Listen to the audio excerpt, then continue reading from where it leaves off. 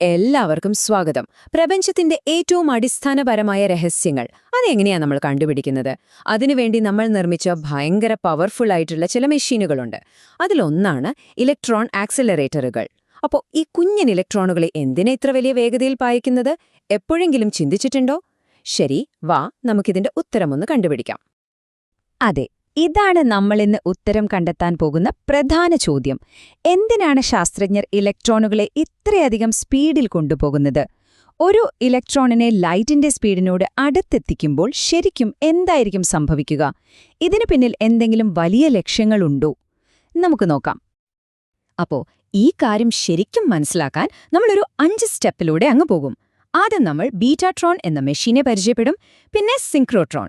അത് കഴിഞ്ഞ് ഈ ആക്സിലറേറ്ററുകളുടെ കൂട്ടത്തിൽ ഇവ എവിടെ വരുന്നു എന്ന് നോക്കും. പിന്നെ ഇലക്ട്രോണുകൾക്ക് മാത്രമുള്ള ഒരു പ്രത്യേക പ്രശ്നമുണ്ട്, അതെന്താണെന്ന് കാണും. അവസാനം ഇതെല്ലാം കൂട്ടിയിണക്കി ഏറ്റവും പ്രധാനപ്പെട്ട പോയിന്റ് എന്താണെന്ന് പറയും. റെഡിയല്ലേ? ഓക്കെ, അപ്പൊ നമ്മുടെ ലിസ്റ്റിലെ ആദ്യത്തെ മെഷീൻ ബീറ്റാട്രോൺ. ഫിസിക്സ് പഠിക്കുന്നവർക്കൊക്കെ ഇതൊരു പഴയ കൂട്ടുകാരനെ പോലെയാവും. എന്തായാലും എന്താണ് ഈ ബീറ്റാട്രോണിനെ ഇത്ര സ്പെഷ്യലാക്കുന്നത്? നമുക്കൊന്ന് നോക്കാം. സിമ്പിളായിട്ട് പറഞ്ഞാല് ബീറ്റാട്രോൺ എന്ന് പറയുന്നത് ഇലക്ട്രോണുകളെ സ്പീഡ് കൂട്ടാനുള്ളൊരു യന്ത്രമാണ്. അതിന്റെ ഒരേയൊരു ജോലി ഇലക്ട്രോണുകൾക്ക് നല്ല ഹൈ എനർജി കൊടുക്കുക എന്നത് തന്നെ. അതെങ്ങനെയാ ചെയ്യുന്നതെന്നോ? എപ്പോഴും മാറിക്കൊണ്ടിരിക്കുന്ന ഒരു മാഗ്നറ്റിക് ഫീൽഡ് ഉപയോഗിച്ചാണ്. ഏകദേശം ഒരു ട്രാൻസ്ഫോമർ പ്രവർത്തിക്കുന്ന പോലെ തന്നെ. അപ്പോ ഈ ബീറ്റാട്രോൺ വെറും ഒരു പഴയ മെഷീനാണെന്ന് കരുതരുത്. നിങ്ങൾ ഫിസിക്സ് ഡിഗ്രിക്ക് പഠിക്കുകയാണെങ്കിൽ ഇതിന്റെ തിയറി ഒരു രക്ഷയുമില്ലാതെ പഠിക്കേണ്ടി വരും. സത്യം പറഞ്ഞാല് പരീക്ഷയ്ക്ക് സ്ഥിരമായിട്ട് വരുന്ന ഒരു 20 മാർക്കിന്റെ ചോദ്യം വരെയാണിത്. അപ്പൊ അതിന്റെ പ്രാധാന്യം ഊഹിക്കാമല്ലോ. ശരി, ബീറ്റാട്രോൺ കഴിഞ്ഞു. ഇനി നമുക്ക് അടുത്ത ആളിലേക്ക് പോവാം. സിൻക്രോട്രോൺ. ബീറ്റാട്രോൺ ഈ ഫീൽഡിലൊരു തുടക്കക്കാരനാണെന്ന് വെച്ചു. അപ്പോ സിൻക്രോട്രോൺ എന്ന് പറയുന്നത് ഒരു ഹൈ എനർജി സ്പെഷ്യലിസ്റ്റാണ്. കാര്യങ്ങൾ കുറച്ചുകൂടി സീരിയസ് ആണ്. ഇലക്ട്രോൺ സിൻക്രോട്രോണും ചെയ്യുന്നത് ഒരേ പണി തന്നെയാണ്, ഇലക്ട്രോണുകളുടെ സ്പീഡ് കൂട്ടുക. പക്ഷേ ഇതിന്റെ രീതി കുറച്ചുകൂടി അഡ്വാൻസ്ഡ് ആണ്. ഇവിടെ ഇലക്ട്രിക് ഫീൽഡും മാഗ്നറ്റിക് ഫീൽഡും ഇലക്ട്രോൺ ഓടുന്നതിനനുസരിച്ച് കൃത്യമായി സിങ്ക് ചെയ്യും.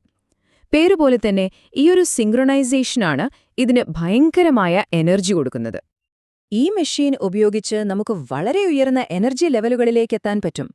നമ്മൾ സംസാരിക്കുന്നത് 100 മെഗാ ഇലക്ട്രോൺ വോൾട്ട് മുതൽ 1 ഗിഗാ ഇലക്ട്രോൺ വോൾട്ട് വരെയുള്ള റേഞ്ചിനെക്കുറിച്ചാണ്. ഇതൊക്കെ എത്ര വലിയ എനർജിയാണെന്നൊന്ന് ആലോചിച്ചു നോക്കൂ. ഹൈ എനർജി പരീക്ഷണങ്ങൾക്കൊക്കെ ഇത് കൂടിയേ തീരൂ. അപ്പോ ഏറ്റവും പ്രധാനപ്പെട്ട കാര്യം ഇതാണ്. ഈ 2 മെഷീനുകളും വർക്ക് ചെയ്യുന്നത് 2 രീതിയിലാണെങ്കിലും രണ്ടിന്റെയും ലക്ഷ്യം ഒന്നുതന്നെ, ഇലക്ട്രോണുകളുടെ സ്പീഡ് കൂട്ടുക. ഈ ഒരു പോയിന്റ് ഓർത്തുവെക്കണം, കാരണം ഇനി നമ്മൾ കാണാൻ പോകുന്നത് ഇതിന്റെയൊക്കെ വലിയ ചിത്രമാണ്.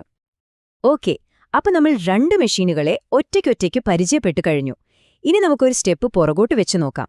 ഈ പാർട്ടിക്കിൾ ആക്സിലറേറ്ററുകൾ എന്ന വലിയ കുടുംബത്തിൽ ഈ ബീറ്റാട്രോണും സിൻക്രോട്രോണുമൊക്കെ എവിടെയാണ് ഫിറ്റാവുന്നത്? ആക്സിലറേറ്ററുകളെ നമുക്ക് പ്രധാനമായിട്ടും 3ആയിട്ട് തിരിക്കാം: ഇലക്ട്രോസ്റ്റാറ്റിക്, പിന്നെ സൈക്ലോട്രോണുകൾ, അതുപോലെ സിൻക്രോട്രോണുകൾ. നമ്മൾ ഇത്രയും നേരം സംസാരിച്ച ബീറ്റാട്രോണും ഇലക്ട്രോൺ സിൻക്രോട്രോണും വരുന്നത് ഈ 3ാമത്തെ ഗ്രൂപ്പിലാണ്, സിൻക്രോട്രോൺ ഫാമിലിയിൽ. അതുകൊണ്ട് തന്നെ ഇവ രണ്ടും ഈ ഫീൽഡിലെ വളരെ പ്രധാനപ്പെട്ട മെഷീനുകളാണ്. ശരി, അപ്പോൾ ഇതുവരെയുള്ള കാര്യങ്ങൾ ഏകദേശം ക്ലിയറായി എന്ന് വിചാരിക്കുന്നു. പക്ഷേ ഇവിടെയാണ് ശരിക്കുള്ള ചോദ്യം വരുന്നത്. എന്തിനാണ് ഇലക്ട്രോണുകൾക്ക് വേണ്ടി മാത്രമായിട്ട് ഇങ്ങനെ സ്പെഷ്യൽ മെഷീനുകൾ? ഒരു പ്രോട്ടോണിനെ സ്പീഡ് കൂട്ടുന്ന പോലെയല്ലേ ഇലക്ട്രോണിന്റെ കാര്യവും?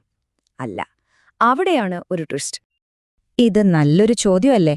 കാരണം ഒരു പ്രോട്ടോണിനും ഇലക്ട്രോണിനും ഒരേ ചാർജാണ്. എന്നിട്ടും അവയുടെ സ്പീഡ് കൂട്ടുമ്പോൾ എന്തോ ഒരു വലിയ വ്യത്യാസം വരുന്നുണ്ട്. എന്തായിരിക്കും ആ വ്യത്യാസം? ഉത്തരം ഇതാണ്. ഇലക്ട്രോണുകൾക്ക് മാസ്, അതായത് പിണ്ഡം, വളരെ വളരെ കുറവാണ്. അതുകൊണ്ട് നമ്മൾ ചെറിയൊരു എനർജി കൊടുത്താൽ മതി, അത് ഏതാണ്ട് പ്രകാശത്തിന്റെ വേഗതയിലെത്തും. ഇതിനെയാണ് ഫിസിക്സിൽ റിലേറ്റിവിസ്റ്റിക് ആവുക എന്ന് പറയുന്നത്. അപ്പോ പ്രശ്നം എന്താന്ന് വെച്ചാൽ, അത്രയും സ്പീഡിൽ പോകുമ്പോൾ ഐൻസ്റ്റീൻ പറഞ്ഞതുപോലെ അതിന്റെ മാസ് കൂടാൻ തുടങ്ങും.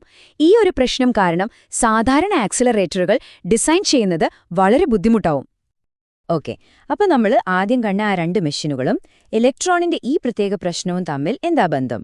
ശരി, നമ്മൾ ഇതുവരെ സംസാരിച്ച എല്ലാ കാര്യങ്ങളും ഒന്ന് കൂട്ടിയോജിപ്പിക്കാൻ സമയമായി. അപ്പോ ഇത്രയും കേട്ടതിൽ നിന്ന് നിങ്ങൾ ഓർത്തുവെക്കേണ്ട ഏറ്റവും പ്രധാനപ്പെട്ട കാര്യം ഇതാണ്: ബീറ്റാട്രോണും ഇലക്ട്രോൺ സിൻക്രട്രോണും വെറുതെ ഉണ്ടാക്കിയ മെഷീനുകളല്ല. അവ ഫിസിക്സിലെ ഒരു വലിയ വെല്ലുവിളിക്കുള്ള ഉത്തരമാണ്. ആ വെല്ലുവിളി എന്താണ്? മാസ് കുറഞ്ഞ, വളരെ പെട്ടെന്ന് റിലേറ്റിവിസ്റ്റിക് ആകുന്ന ഇലക്ട്രോണുകളെ എങ്ങനെ ആക്സിലറേറ്റ് ചെയ്യും എന്നുള്ളത്. ആ പ്രശ്നം പരിഹരിക്കാനാണ് ഈ മെഷീനുകൾ ഉണ്ടാക്കിയിരിക്കുന്നത്. ഓരോ തവണ നമ്മളൊരു കണികയെ കൂടുതൽ സ്പീഡിൽ പായിക്കുമ്പോഴും പ്രപഞ്ചത്തെക്കുറിച്ച് പുതിയ എന്തെങ്കിലും പഠിക്കാനുള്ളൊരു വാതിലാണ് നമ്മൾ തുറക്കുന്നത്. അപ്പോൾ സ്വാഭാവികമായും ഒരു ചോദ്യം ബാക്കിയുണ്ട്. ഈ അത്ഭുതകരമായ മെഷീനുകൾ ഉപയോഗിച്ച് അടുത്തതായി നമ്മൾ എന്ത് വലിയ രഹസ്യമായിരിക്കും കണ്ടെത്താൻ പോകുന്നത്? ഈ ചോദ്യം നിങ്ങൾക്കായി വിട്ടുതന്നുകൊണ്ട് ഇന്നത്തെ ചർച്ച ഇവിടെ നിർത്തുന്നു. എല്ലാവർക്കും നന്ദി.